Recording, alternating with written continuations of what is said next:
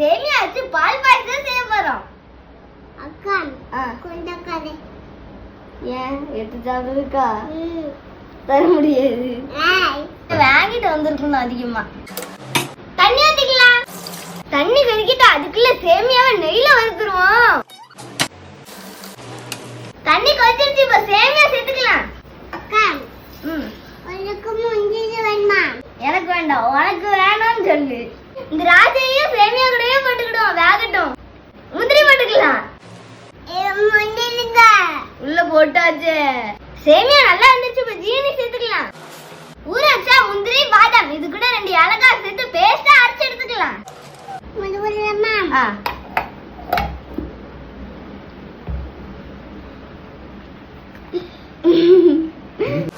இப்போ இதையும் சேமியா கூட சேர்த்துக்கலாம்.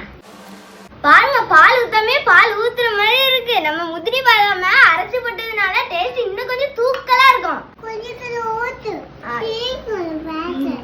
இப்போ பால் ஊத்திக்கலாம். பாயாசம் சூப்பரா ரெடி ஆயிடுச்சு. ஆஃப் பண்ணிரலாம். நல்லா இருக்கு. சேமியா பால் பாயாசம் வச்சு இன்னும் டிஷ் பண்ண போறோம். அதை நீங்க கரெக்டா கண்டுபிடிச்சிட்டீங்கன்னா நீங்க உண்மையிலேயே பிஸ்தா தான். அது என்னவா